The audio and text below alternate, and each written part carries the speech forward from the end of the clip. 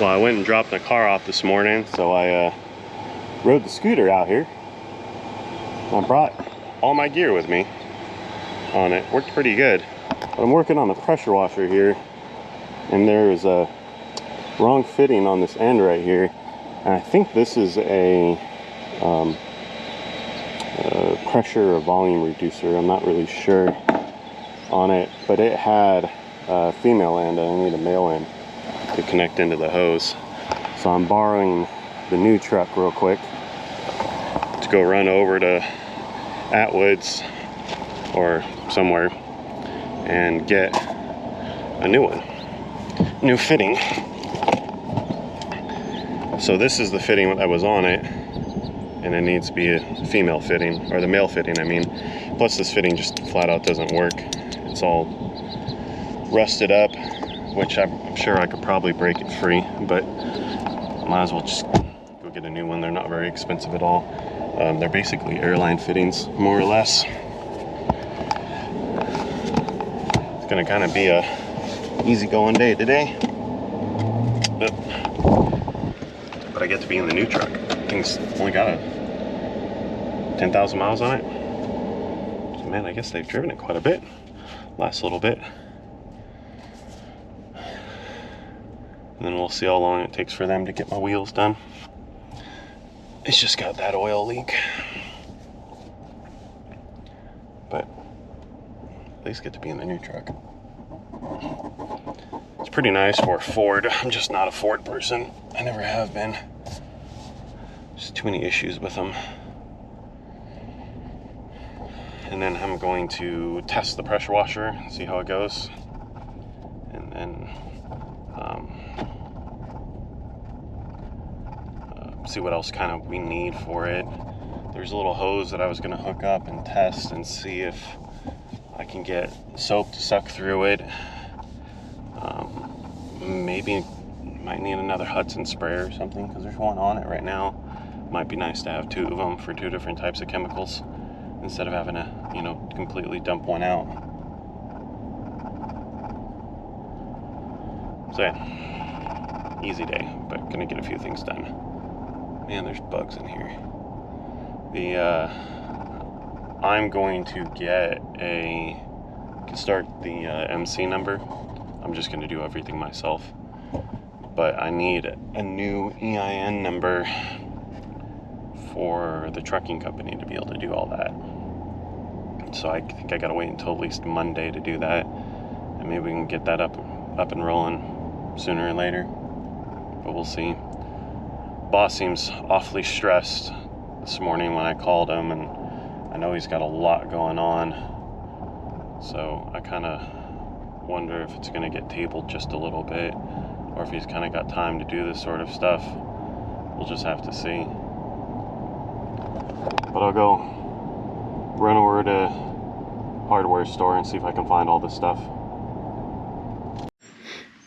Well, I've been pressure washing the last couple of hours here, and this looks way better. You can kind of see this defined line there from the area I'm not going to wash the rest of everything. The little spinner thing's working great. So I got to finish the rinse off here. I just sit in the truck cooling off. Got a big drink of water. Now I'm going to fire the pressure washer back off and then rinse this driveway, move the pressure washer back, and I'm done with all that. Whew. It's hot, my back's starting to hurt, my feet's starting to hurt. But man, this looks really good. I did the porch and everything. Spray the side of the house off and all that kind of stuff. So pretty happy with how it went. Now I just got to do the finishing touches and then I'm done. Well, it's 5:02. I ran home and put the scooter at home. I think I got myself a little bit of sunburn today. The boss called me and asked if I can go move a piece of equipment just the next town over, back into town. I was like, sure, it's easy enough. It's not very far. But I only got one car right now, and I really didn't want to ride my scooter all the way back out there. So I took Ashley's car from her. And she's got something going on tonight, so I just figured, oh, I don't know, maybe she'll get a ride with her coworker or something. She got a little pissed about it, but not too bad. She's like, well, maybe I'll get Kelly to give me a ride. I can always go and pick her up afterwards. But she's gonna go home and let the dogs out. I'm in the next town east of Russellville. And this piece of equipment, it's just a 315 excavator. Everyone calls them a track hoe around here. I call them an excavator. I've never really heard them called a track hoe before. But I got to go down into the bottoms. That's another thing that they say here in Arkansas. River bottoms, it's called the bottoms. And where I'm from, they call them swampland or lowlands. Never really heard them called the bottoms before. In 1 mile, turn right onto Arkansas 105. 1 mile from my turn. So this shouldn't take me too terribly long. I called Jared to see if he can give me a ride, and he's actually raking hay with the boss right now. So I just told him, call me when they're about done. If it works out, it works out. If not, I'll take the RGN back over to where it was parked at and grab my car. I wanted to leave the RGN at the office and then have him take me back to my car, since my car's in the shop and I stole her car. So don't know quite how all that's going to work out just yet. Oh great, there's road construction right where I need to turn at. This is going to be interesting.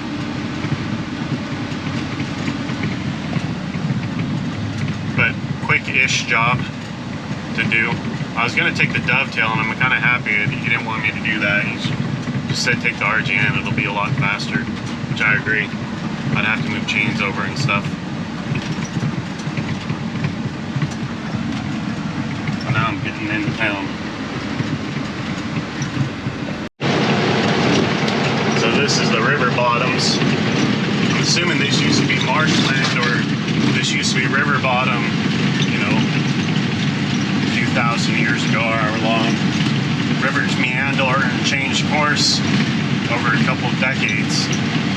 So this is all super flat. It's butted up by mountains in front of me. Well, it's not really a mountain, really big hill in front of me, and then some hills behind me. So I'm sure the river was over this land at some point in time. But I can see the 315 right now, almost to it.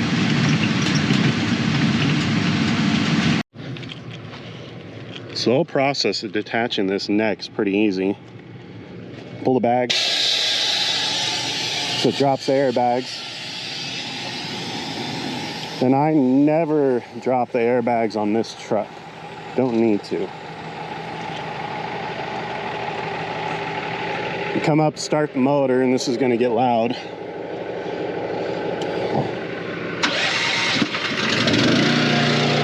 You go up to release the pressure on the locks.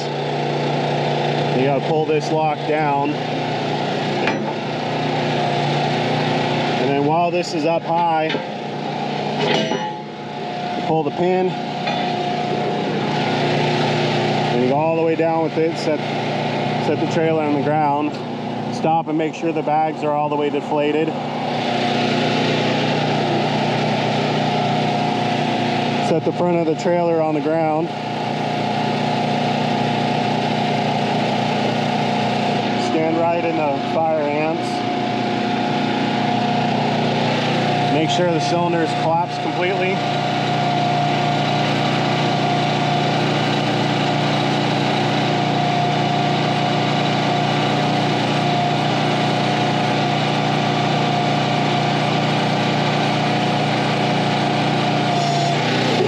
The jack leg down, put the neck up.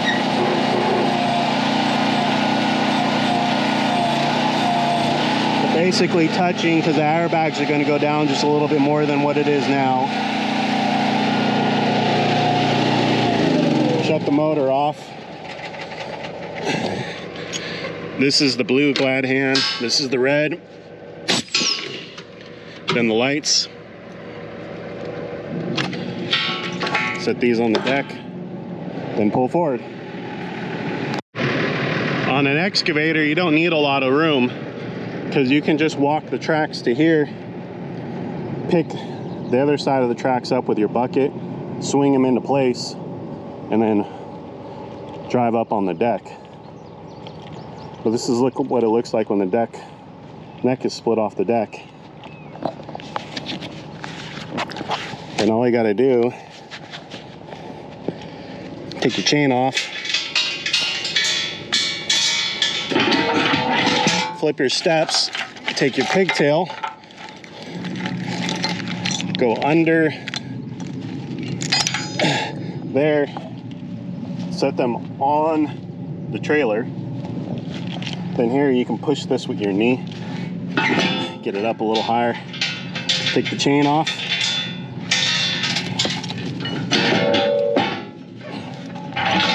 flip this down. Now I'm ready to drive the 315 up onto here. Then I took and welded in a plate on these cross members. So I'll set my bucket down on that plate so it doesn't screw up those cross members. I think I did this 2 months after we bought this trailer, and I bent one of the cross members. It's been one of the best modifications I've done to this trailer since then.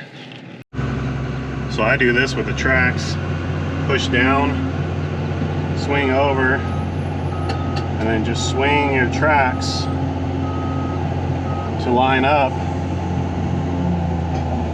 with the trailer.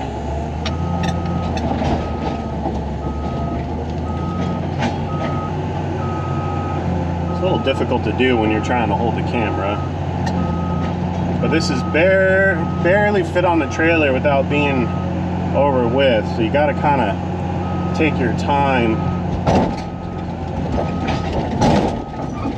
walk up straight.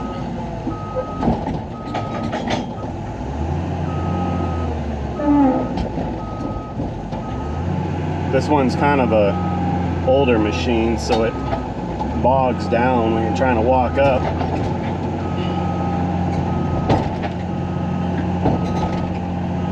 Almost to the breakover point. Come on.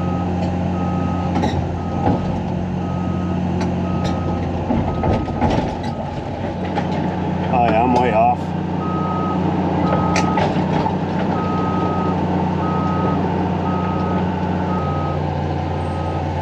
So you got to bring the stick all the way in, bucket partially curled, and then this needs to set on that deck plate, so I gotta go forward quite a bit more. How far off am I? A lot.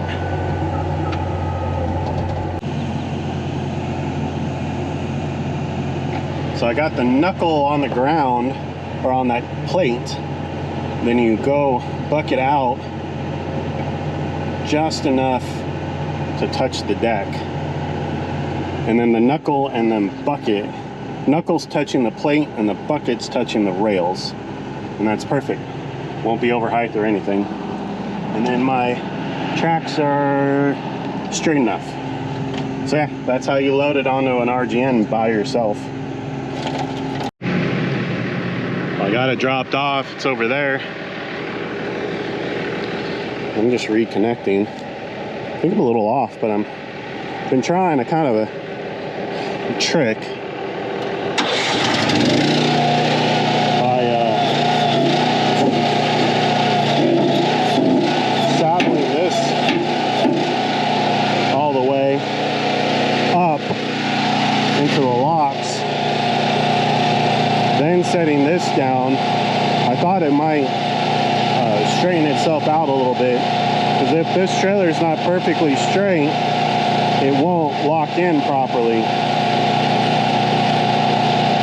So I was hoping that picking up on the neck before I have these locks down, getting them set on there like that, and then picking the legs up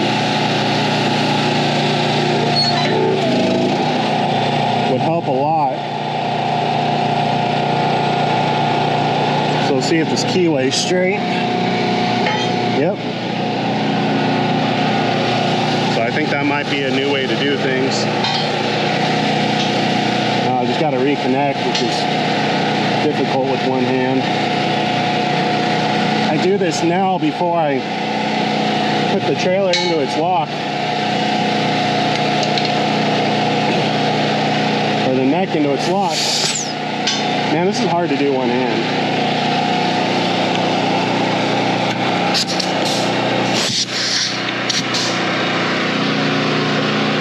So I give time for the trailer to air up. 1, 2. It just gives it that extra second to finish completely airing up.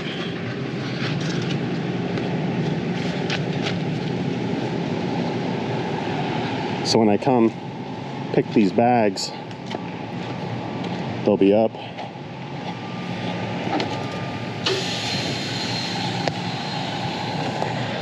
I'll call Jared, see where he's at, see if he wants to give me a ride or not.